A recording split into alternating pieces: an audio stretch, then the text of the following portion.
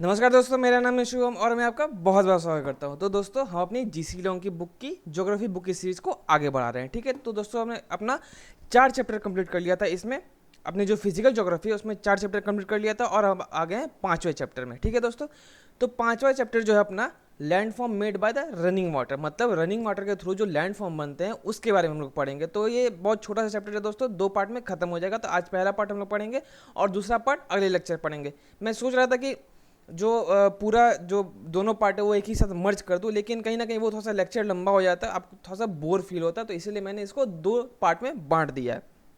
तो इसको शुरू करने से पहले आप मुझे पहले एक बात बताओ कि अपने इंडिया में जो रिवर जो बहती है वो कौन कौन सी रिवर है। पहला, जो हिमालय से निकलती है जिसको पेरेनियल रिवर भी बोलते हैं, मतलब एवरग्रीन, वो हमेशा वो रिवर बहता रहेगा, वो 365 दिन बहता है रिवर।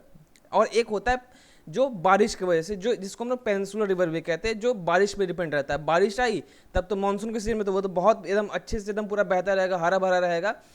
लेकिन जैसे ही ड्राई सीजन आए वो पूरा सूख जाता है। तो इसलिए वो किस पे डिपेंड करता है, रेन वाटर जो होता है, जो बारिश होती है उसी पे वो डिपेंड करता है। ठीक है, तो दोस्तों अब देखते हैं हम अपना रिवर सिस्टम। पहले हम लोग देखते हैं रिवर सिस्टम का डेवलपमेंट कैसे होता है, रिवर सिस्टम बनता कैसे है। ठीक है, तो चलिए देखते हैं।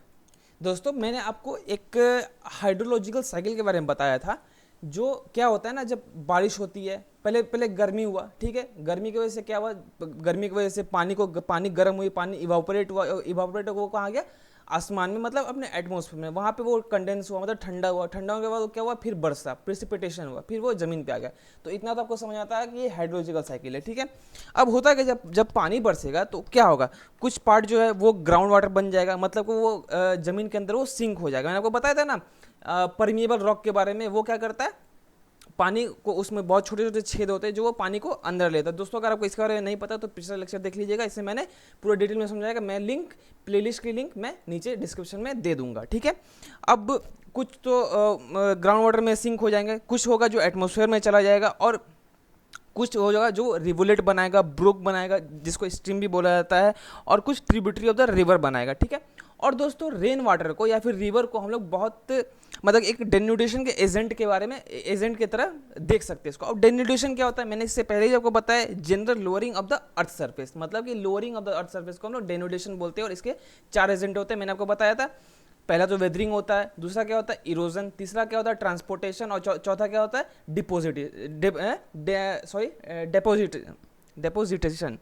सॉरी, मैं प्रोनाउंस नहीं कर पा रहा हूँ इसे। जो डेपोजिट होते हैं उसे हम बोलते हैं डेपोजिशन। ठीक है, तो उसके बाद क्या होगा, तो इसमें से जो रिवर होता है, जो रिवर का वाटर होता है, वो सबसे बड़ा इसको एजेंट माना जाता है। इसमें क्या होता है, वो बहुत सारे, जैसे मान लो हम अपने रिवर सिस्टम को 3 कोर्स में डिवाइड करते हैं, एक अपर कोर्स, दूसरा मिडिल कोर्स और तीसरा लोअर कोर्स।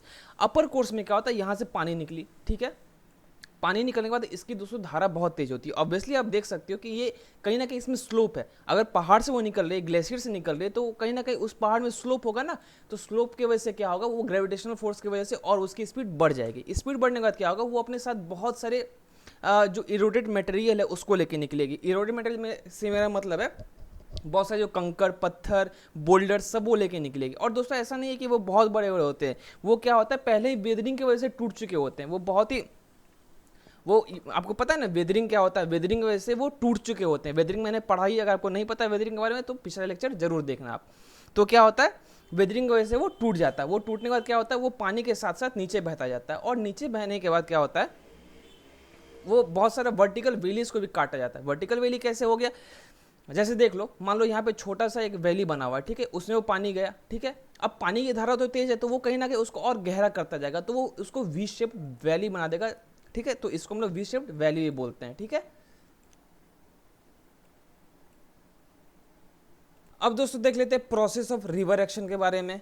दोस्तों होता क्या है, जब रिवर बह रही है तो ऑब्वियसली बात है वो इरोडेड मटेरियल को लेके आएगी। तो दोस्तों इसको एक्चुअली हम 3 पार्ट में बांटते हैं। ठीक है, वो एक कहीं ना कहीं उसको रिवर लोड ही बोला जाता है, मतलब कि रिवर जो रिवर है उसमें लोड पड़ रहा है ना, तो उसको रिवर लोड भी कहा जाता है। ठीक है, तो इसको 3 प्रकार में बांटते हैं। पहला है material in solution. Material in solution क्या होता है दोस्तों, जो भी मटेरियल जो वाटर में डिजॉल्व है उसको हम लोग बोलते हैं मेटल इन सॉल्यूशन। दोस्तों को पता है कि जब वहाँ पहाड़ से जब पानी निकले तो बहुत सारे मिनरल्स को लेकर निकलेगी, बहुत सारे मटेरियल को लेकर निकलेगी, तो उसमें जो घुले हुए मटेरियल होते हैं उसको हम लोग बोलते हैं मेटल इन सॉल्यूशन। दूसरा दोस्तों आता है मटेरियल इन सस्पेंशन। अब ये क्या होता है दोस्तों, जो सैंड होते हैं, सिल्ट होते हैं, मड होते हैं, वो भी अपने साथ कैरी करता है, तो वो सस्पेंड हो जाता है कहीं ना कहीं स्ट्रीम फ्लो के साथ, ठीक है, तो उसी को हम लोग बोलते हैं मटेरियल इन सस्पेंशन। अब दोस्तों आता है ट्रांजैक्शन लोड। ट्रांजैक्शन लोड क्या होता है, जो भी बहुत छोटे छोटे गिट्टी होते हैं, पेबल्स होते हैं, स्टोन होते हैं, रॉक हो गया, बोल्डर हो गया, वो रोल करते हुए आता है रिवर के साथ, तो उसको हम लोग बोलते हैं ट्रैक्शन लोड, ठीक है दोस्तों। आशा करता हूँ इसको ये आपको समझ में आ गया होगा। और दोस्तों एक बात और, मैंने आपको कहा था कि इसकी बुक ले लेने के लिए, आशा करता हूँ दोस्तों कि आपने इसका बुक ले लिया होगा। अगर नहीं लिया है तो दोस्तों ले लेना। जब भी आप, अगर मान लो आप यूपीएससी या फिर और कोई भी जिस एग्ज़ाम की भी आप तैयारी कर रहे हो, अगर आप वो कंप्लीट कर लोगे, वो आप क्लियर कर लोगे, तो दोस्तों ये जितनी भी सारी चीज़ें ना, ये सारा वर्थ लगेगा, ठीक है। तो आशा करता हूँ कि आप बुक खरीद लिया होगा। फिर जिसने नहीं खरीदा दोस्तों ज़रूर खरीद लेना, आपको खरीद लेनी चाहिए बुक। वो जो खुद से जो आप एक बार सेल्फ स्टडी करोगे ना, उसकी दोस्तों बात बिल्कुल बहुत ही अलग होती है। वो आपको एक अलग ही एक एक्सपीरियंस देता है, ठीक है। तो दोस्तों उस पर सेल्फ रीडिंग भी करनी चाहिए, सेल्फ स्टडी एक होती है वो भी करनी चाहिए, ठीक है। आप जो लेक्चर देख रहे हो तो वो तो देखो ही आप, वो भी आपको फ़ायदा करेगा, लेकिन जो एक सेल्फ स्टडी होती है वो आपको करना चाहिए। हालांकि जो जितने बुक में दिए हुए हैं, मैं बुक के हिसाब से ही चल रहा हूँ, तो मैं आपको उससे ज़्यादा ही इसमें बता दे रहा हूँ, लेकिन आपको बुक भी पढ़ना चाहिए, ठीक है। अब दोस्तों आगे आ जाते हैं रिवर इरोजन एंड ट्रांसपोर्टेशन। दोस्तों आपको पता है कहीं ना कहीं ये दोनों चीज़, इरोजन और ट्रांसपोर्टेशन, दोनों साइमल्टेनियसली चलते रहते हैं, ठीक है।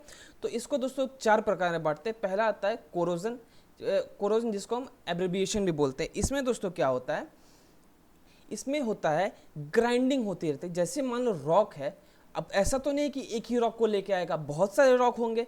अब वो क्या होगा, एक दूसरे में टकरा रहा है, टकराएगा तो क्या होगा, टूटेगा, ऑब्वियस सी बात है, क्योंकि उसकी जो धारा है, रिवर की जो फ्लो है बहुत ज़्यादा है, तो वो क्या होगा, एक दूसरे से टकराएगा, टकराएगा तो क्या होगा, टूटेगा। तो दोस्तों इसलिए को बोलते हैं हम लोग कोरोजन या फिर एब्रिविएशन, ठीक है, एब्रेशन, ठीक है, इसको हम लोग ये बोलते हैं।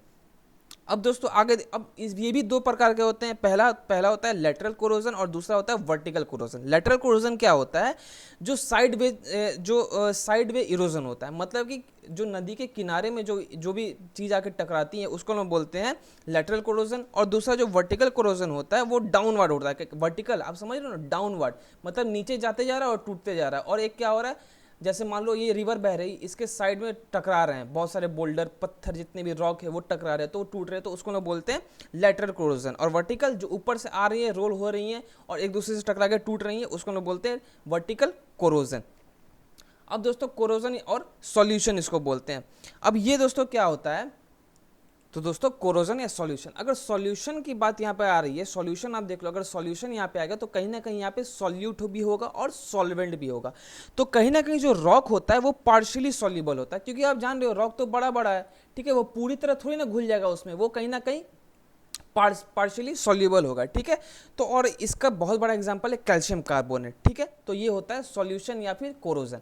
अब देख लेते हैं हाइड्रोलिक एक्शन के बारे में। हाइड्रोलिक एक्शन क्या, इसमें दोस्तों क्या होता है, एक मैकेनिकल लूजनिंग होती है जो अपने आप होती है। जैसे पानी बहता जा रहा है और जितनी भी उसके मटेरियल्स है, जो भी रॉक्स हैं या फिर कोई मटेरियल है, उसको लूज करते जा रहा है, उसको डिसइंटीग्रेट करते जा रहा है, तो उसको हम लोग बोलते हैं हाइड्रोलिक एक्शन। ये कहीं ना कहीं मैकेनिकल प्रोसेस होता है, ठीक है। उसका दोस्तों आता है एट्रीशन। अब एट्रीशन क्या होता है, इसमें दोस्तों क्या होता है, जितने भी कंकड़ पत्थर जो भी आ रहे हैं, रॉक्स हैं, कुछ भी है, तो वो क्या हो रहा है, एक दूसरे से टकरा रही हैं। टकराने के बाद क्या हो रहा है, वो टूट रहा है, वो पेबल्स बन रहा है, छोटी छोटी गिट्टियां बन जाए, तो उसको हम लोग बोलते हैं दोस्तों एट्रीशन, ठीक है।